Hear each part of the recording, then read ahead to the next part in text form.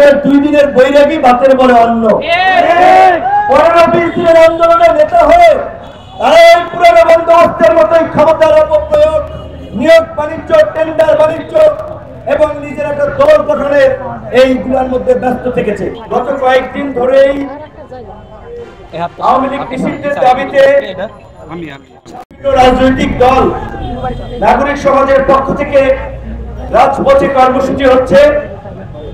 তার ধারাবাহিকতায় আমরা আজকে এই বিক্ষোভ মিছিল কর্মসূচি আমরা পরিষ্কারভাবে বলেছিলাম যে 5ই আগস্টের পর থেকে আমরা বারবার বলেছিলাম পৃথিবীর কোন দেশে গণ অভ্যুত্থান পরবর্তী কিংবা বিপ্লব পরবর্তী ফ্যাসিস্ট শক্তিকে রাজনীতি করতে দেওয়া হয় না।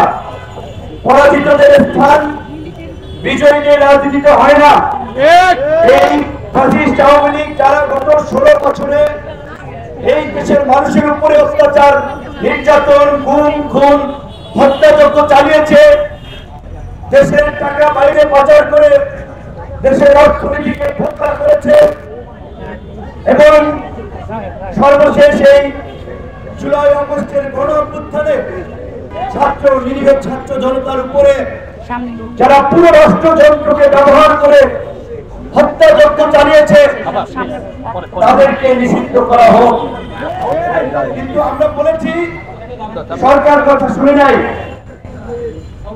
আমরা যারা জেলে গিয়েছিলাম, রিমান্ডে ছিল, কারাগারে ছিল, তারা জানে তাদের সাথে ওই কারাগারে এবং ওই ডিবি হেফাজতে কি হয়েছে।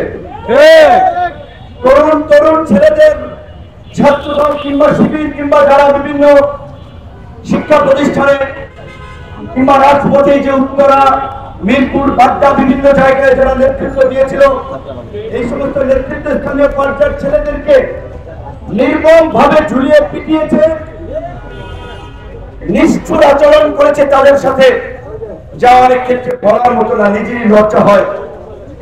এমনকি শুধুমাত্র এই ছাত্র যুবক তরুণদের সাথে নয়, সিনিয়র রাজনৈতিক নেতৃত্ব, সাবেক এমপি, মন্ত্রী, নারী, পুরুষ, তাদের সাথে কি বর্বরতা হয়েছে সেটার সাক্ষী আমরা। কিন্তু দুঃখজনক, শুরুর দিকে বিশেষ করে ডিবির দায়িত্ব ছিলেন রেজাউল করিম, তাকে ধন্যবাদ জানাতে হয়। তার একটা সক্রিয় রোল ছিল।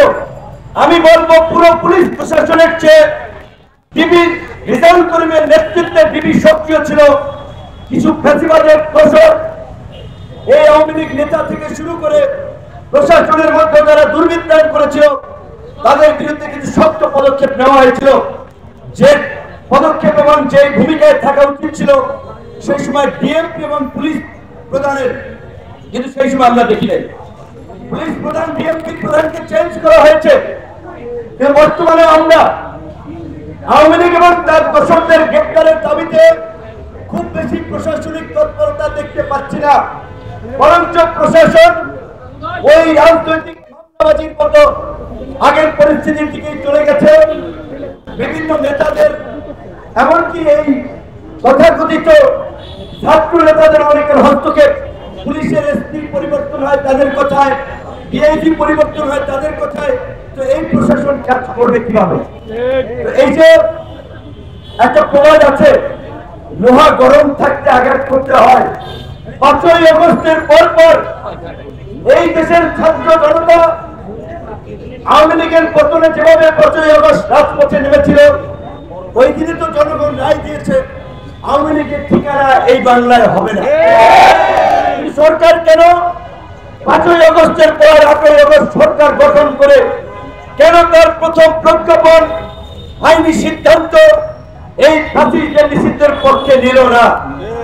আজকে আমাদের নেতৃবৃন্দ বলেছেন আমরা বিভাজন চাই না, আমরা ঐক্য চাই। জাতীয় ঐক্য এবং সংহতির মধ্যে দিয়ে আগামীর বাংলাদেশ বিনির্মাণ করতে চাই। কিন্তু জাতীয় ঐক্য সংহতির নামে যারা ভাওতাবাজি করছে তাদেরকে আমাদের চিনতে হবে।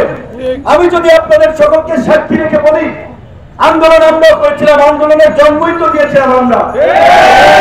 এইখানকার প্রত্যেকটি ছেলে এবং এই যে কয়েকজন নারী নেত্রী দাঁড়িয়েছে, গতকালকেও 2 জনের হাত ভেঙেছে।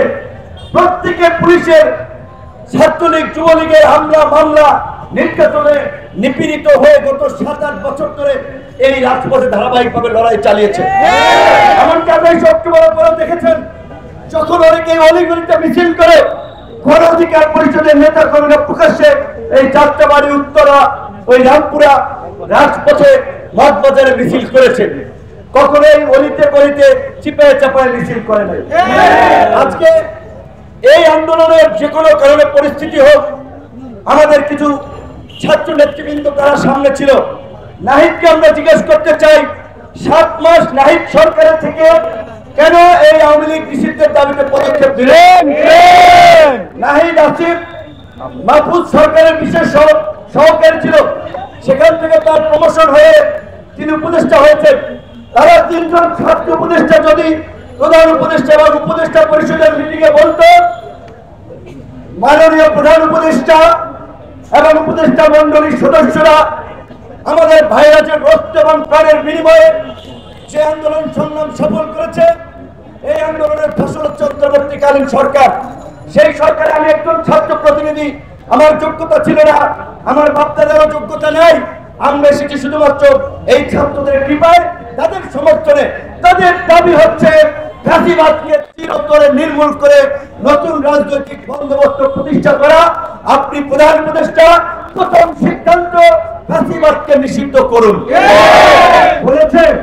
বলে নাই, বরঞ্চ ওই যে 2 দিনের বৈরাগী বাতের বলে অন্য। 15-20 দিনের আন্দোলনের নেতা হয়ে তারা এই পুরনো বন্দোবস্তের মতোই ক্ষমতার অপপ্রয়োগ, নিয়োগ বাণিজ্য, টেন্ডার বাণিজ্য এবং নিজের একটা দল গঠনের এইগুলোর মধ্যে ব্যস্ত থেকেছে।